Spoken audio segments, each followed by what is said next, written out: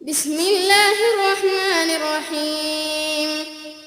Tidak pernah berhenti kita selalu bersyukur dan berterima kasih kepada Allah Subhanahu wa taala, termasuk kesempatan yang emas yang telah Allah berikan kepada kita malam ini, bisa sholat berjamaah di masjid dan juga mengikuti majelis ilmu. Semoga Allah Subhanahu wa taala mengistiqomahkan kita sampai wafat nanti di atas iman dan amal saleh, serta juga Allah menyempurnakan balasannya dengan surga Firdaus tanpa hisab. Allahumma amin. Selanjutnya kita panjatkan salam hormat kita kepada Rasulullah Muhammad sallallahu alaihi wa alihi wa sahbihi wasallam, sebagaimana Allah telah perintahkan kita untuk mengucapkan salam hormat tersebut. Seperti biasa, saudaraku seiman, pekan keempat dan kelima kita akan isi dengan tanya jawab. Pertanyaan-pertanyaan yang sudah masuk di media ataupun fenomena yang sedang ada di tengah-tengah masyarakat kita yang mungkin butuh diberikan tanggapan secara syar'i atau pandangan dari kami tentunya berhubungan dengan hal tersebut. Namun sebelum kita mulai, tadi ada informasi ada yang mau masuk Islam ya? Benar, Ustaz. Dari akhwat. Baik, mungkin yang mau masuk Islam di akhwat bisa dikasih mikrofonnya dulu, biar sekaligus sudah tercatat pahala hadir dalam majelis ilmu bagi saudari kita yang mau masuk Islam ini. Fadhal, silakan. Pada Ya. panitia akhwat silakan. Iya Ustaz. Sudah?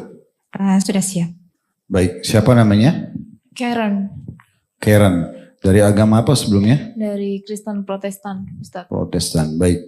Bisa kami tahu kenapa mau masuk Islam?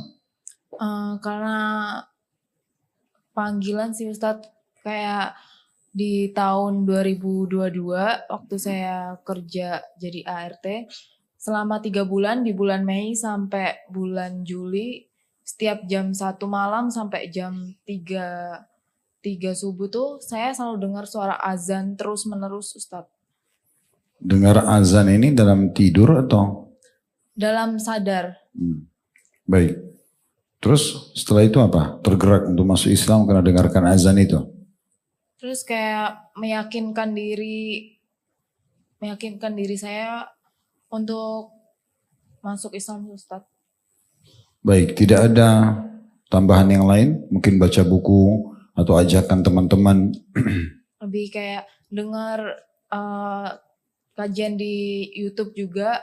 Ada beberapa ustadz yang bikin saya tuh kayaknya saya yakin buat masuk Islam. Keluarga sudah tahu? Sudah tahu Baik. beberapa. Tadi alasannya saudari Karen kami tanya itu karena memang hampir semua yang masuk Islam, kami tanyakan dulu kenapa mau masuk Islam. Permasalahannya Islam ini bukan hanya sekedar sebuah perusahaan atau lembaga, instansi yang kita coba-coba untuk masuk kerja di dalamnya misalnya. Tapi dia adalah sebuah panduan hidup. Jadi setelah nanti saya pandu syahadat yang mungkin hanya 1-2 menit saja, bahasa Arab dan terjemahannya, maka setelah itu semuanya, pola hidup, tata cara hidup, bersikap, berperilaku, bergaul, mencari pendapatan, semua diatur oleh agama Islam. Sudah siap untuk itu ya? Siap Ustadz. Baik, saya akan pandu syahadat dalam bahasa Arab, kemudian diterjemahkan ke bahasa Indonesia. Asyhadu Asyhadu alla alla ilaha ilaha illallah illallah wa asyhadu wa asyhadu anna anna Muhammadan Muhammadan abduhu abduhu wa rasuluh. wa rasul. Saya bersaksi Saya bersaksi bahwasanya bahwasanya tiada Tuhan tiada Tuhan yang berhak disembah yang berhak disembah kecuali Allah. kecuali Allah, Dan saya bersaksi bahwasanya bahwasanya Muhammad Muhammad benar-benar hamba benar-benar hamba dan utusannya. dan utusannya. Alhamdulillah. Alhamdulillah. Jadi dengan begitu, saudari Kirin sudah masuk Islam. Dan insya Allah semua yang ada di masjid sini, bahkan seluruh kaum muslimin, bukan cuma di Indonesia, di seluruh pelosok muka bumi adalah saudara dan saudari Anda. Silakan Anda bisa banyak belajar dari kaum muslimin, terutama di masjid-masjid seperti ini, untuk lebih mendalami agama Islam, dan juga tentunya untuk lebih punya komunitas baru, karena memang komunitas yang terbaik dalam Islam pun adalah masjid dan orang-orang yang aktif dalam majelis ilmu. Nanti selebihnya bisa didalami lebih dalam agama Islam. Sebelum kita masuk ke tanya jawab juga, saya teringat mungkin 2 hari yang lalu, saya dikontak oleh beberapa teman-teman di Makassar minta video call gitu ya.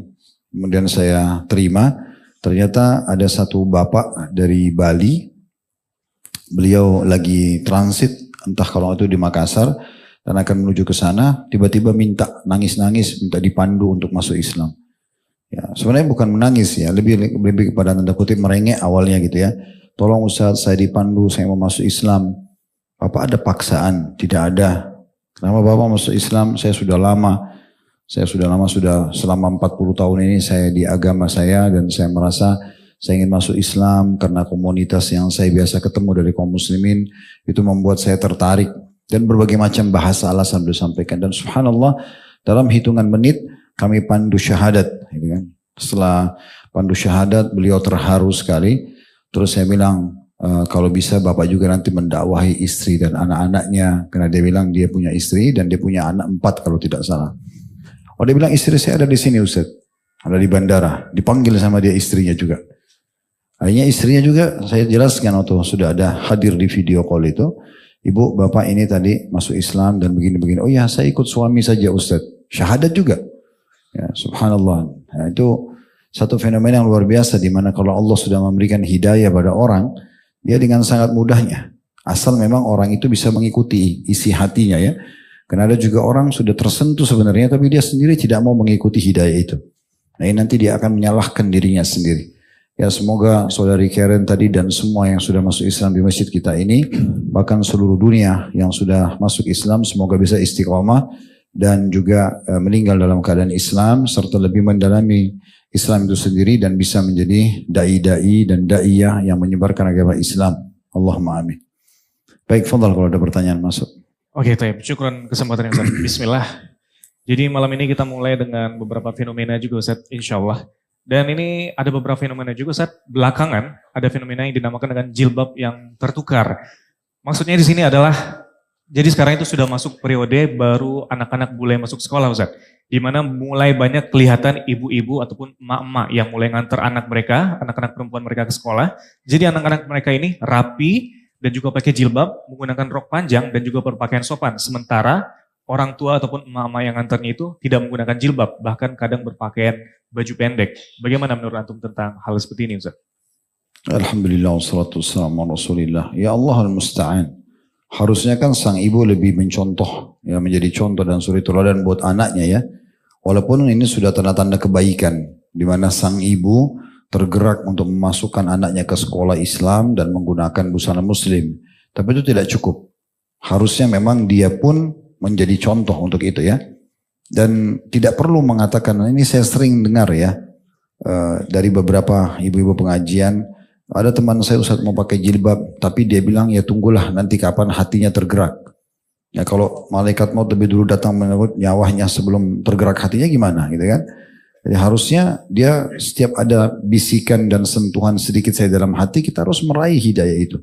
Karena Allah subhanahu wa ta'ala tidak akan mungkin menurunkan tangan dari langit untuk menarik kita beribadah atau menahan kita dari maksiat. Tapi Allah memberikan kepada kita sentuhan-sentuhan yang dinamakan dengan hidayah. Kayak kita dengar azan tersentuh untuk sholat, kita tiba-tiba lihat fenomena alam, terus kita mengingat kematian atau takut kepada Allah, itu semua sentuhan-sentuhan hidayah. Atau kita melihat Ka'bah, kita terharu misalnya, atau kita baca Quran, atau kita majelis ilmu, kita merasa ada sesuatu yang kita rasa tenang dalam hati kita, itu semua hidayah yang harusnya kita jaga gitu ya. Jadi sayang sekali. Saya juga pernah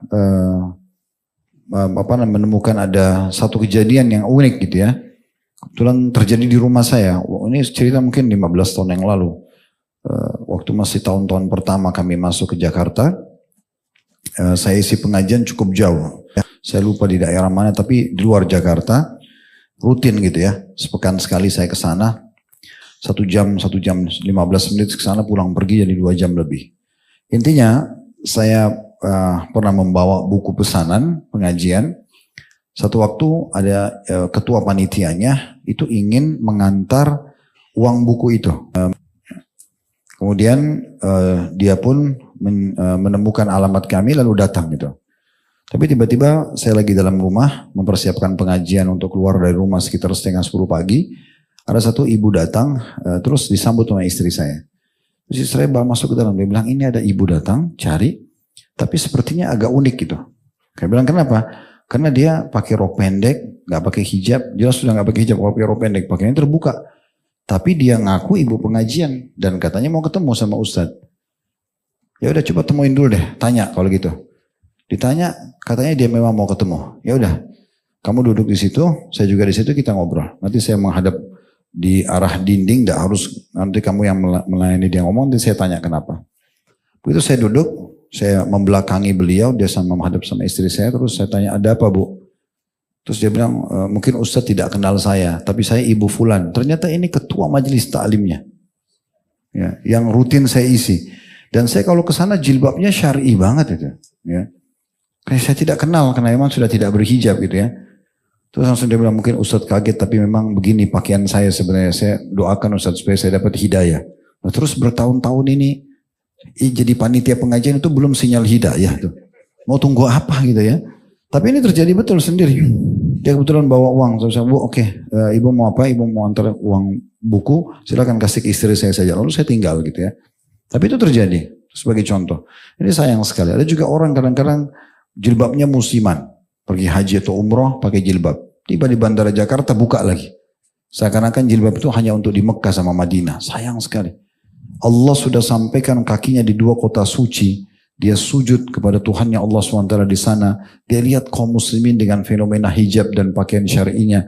Kemudian dia juga tidak tersentuh. Pulang masih juga kembali buka hijab. Ini luar biasa. Dan pertanyaan sederhana bagi orang-orang yang masih belum mau berhijab ini. Apa halangannya? Apa sebenarnya halangannya? Orang menggunakan kain di kepala itu sesuatu yang sangat indah dan bagus, rapi, gitu kan? Tertutup, terjaga rapi dan keliru kalau ada yang menganggap orang, oh kalau saya berhijab saya kurang cantik atau nanti tidak ada yang mau menikah dengan saya. Ini semua mau menikah sama orang berjilbab. Hah? Iya kan? Monogami atau poligami? Tawa lebar betul, Masya Allah.